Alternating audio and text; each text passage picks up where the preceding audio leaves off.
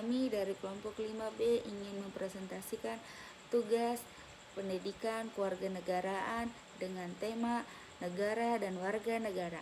Anggota kelompok kami, saya Yen Amelia, Adila Fitri Nuraini, Miftahuddin, Prayoga Trihadi, Yanuar Dwi Bagus Ramadan, dan Dendi Frans Caniago.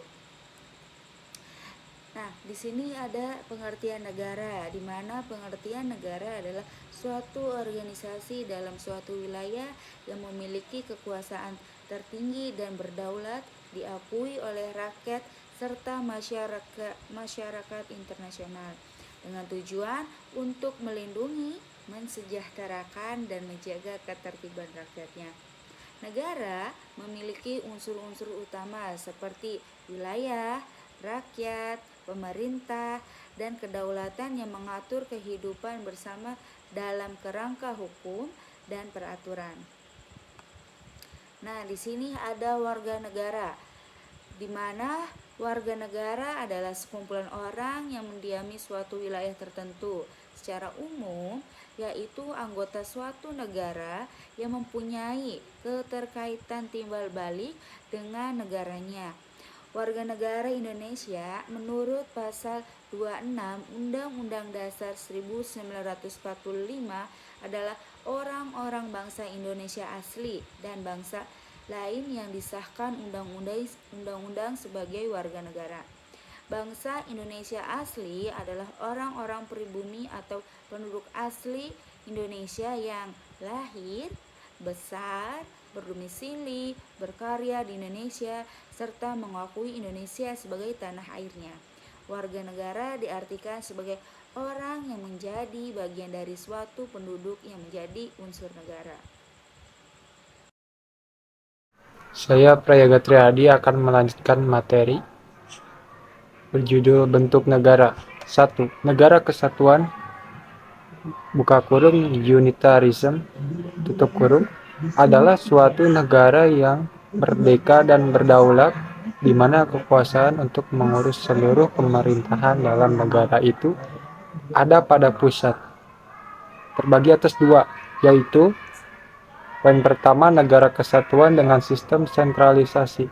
Di dalam sistem ini, segala sesuatu dalam negara langsung diatur dan diurus pemerintah pusat. Poin kedua, negara kesatuan dengan sistem desentralisasi. Di dalam negara ini, daerah diberi kewenangan untuk mengatur dan mengurus rumah tangganya sendiri. Nomor dua, negara serikat. Buka kurung federasi, tutup kurung adalah negara yang terjadi dari penggabungan beberapa negara yang semua berdiri sendiri sebagai negara yang merdeka, berdaulat ke dalam suatu ikatan kerjasama yang efektif untuk melaksanakan urusan secara bersama. Lanjut ke hukum negara. Hukum adalah sistem yang terpenting dalam pelaksanaan atas rangkaian kekuasaan kelembagaan dari bentuk penyalahgunaan kekuasaan dalam bidang politik, ekonomi, dan masyarakat dalam berbagai cara dan bertindak sebagai perantara utama dalam hubungan sosial antar masyarakat terhadap kriminalisasi dalam hukum pidana. Hukum pidana yang berupayakan cara negara dapat menuntut pelaku dalam konstitusi hukum, menyediakan kerangka kerja bagi penciptaan hukum, perlindungan hak asasi manusia, dan memperluas kekuasaan politik serta cara perwakilan di mana mereka yang akan dipilih. Oke, baik. Selanjutnya bidang hukum. Hukum dapat dibagi dalam berbagai bidang, antara lain hukum pidana atau hukum publik, hukum perdata atau hukum pribadi, hukum acara, hukum tata negara, hukum administrasi negara atau hukum tata usaha negara, hukum internasional, hukum adat, hukum Islam, hukum agraria, hukum bisnis, dan hukum lingkungan. Hukum dibagi menjadi 3 jenis. Yang pertama adalah hukum pidana.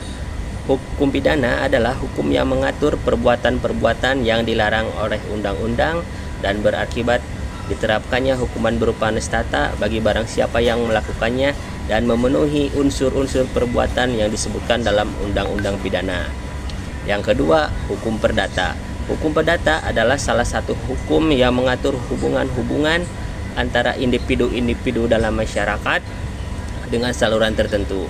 Hukum perdata disebut juga hukum privat atau hukum sipil. Salah satu contoh hukum perdata dalam masyarakat adalah jual beli rumah atau kendaraan. Yang ketiga ada hukum adat atau kebiasaan. Hukum adat adalah seperangkat norma atau aturan adat kebiasaan yang berlaku di suatu wilayah, misalnya di perkampungan pedesaan terpencil yang masih mengikuti hukum adat. Oke, kita lanjut ke pemerintahan. Pemerintahan adalah sistem atau proses pengelolaan dan pengaturan yang dilakukan oleh lembaga atau pihak berwenang untuk mencapai tujuan negara dan mengatur kehidupan masyarakat. Pemerintahan mencakup berbagai kegiatan dalam mengelola urusan publik, menjalankan hukum, serta membuat dan melaksanakan kebijakan yang bertujuan untuk melindungi dan melayani dan mensejahterakan masyarakat.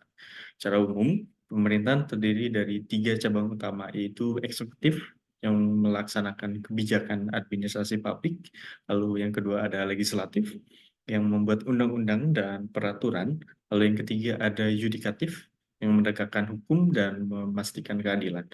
Pemerintahan berperan penting dalam menjaga ketertiban, mempromosikan keadilan dan mengatur sumber daya dan mendukung pertumbuhan sosial ekonomi bagi seluruh rakyat. Assalamualaikum warahmatullahi wabarakatuh. Perkenalkan, nama saya Dendi Fransianiago dengan NIM 122208885. Di sini saya akan menjelaskan di bagian fungsi pemerintah. Di bagian fungsi pemerintah itu ada 4 fungsi ya. Yang pertama ialah fungsi pelayanan, yang dimana pemerintah bertanggung jawab untuk menyediakan berbagai layanan publik yang dibutuhkan masyarakat, seperti layanan kesehatan, pendidikan, administrasi kependudukan, transportasi, dan keamanan. Yang kedua ialah fungsi pengaturan atau regulasi, yang dimana pemerintah memiliki kewenangan untuk membuat, mengatur, dan menegakkan hukum dan peraturan yang mengatur kehidupan bermasyarakat. Dan yang selanjutnya yaitu fungsi perlindungan. Di fungsi perlindungan ini, pemerintah bertanggung jawab melindungi warga negaranya dari berbagai ancaman, baik dari dalam maupun dari luar negeri. Dan yang terakhir ialah fungsi pembangunan. Di fungsi pembangunan ini, pemerintah berperan dalam merencanakan dan mengimplementasikan pembangunan untuk meningkatkan taraf hidup masyarakat. Dan itulah beberapa fungsi pemerintahan. Terima kasih.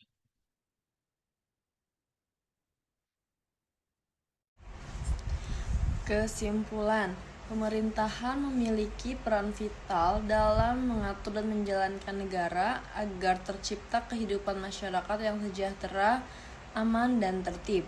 Melalui 4 fungsi utamanya pelayanan, pengaturan, perlindungan, dan pembangunan, pemerintah memastikan bahwa kebutuhan dasar masyarakat terpenuhi, aturan dan keadilan ditegakkan, keamanan terjaga, serta pembangunan terus berkelanjutan.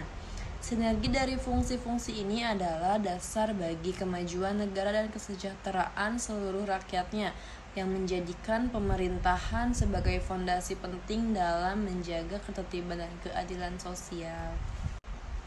Ya, sekian presentasi dari kelompok kami. Mohon maaf bila ada salah kata. Terima kasih. Wassalamualaikum warahmatullahi wabarakatuh.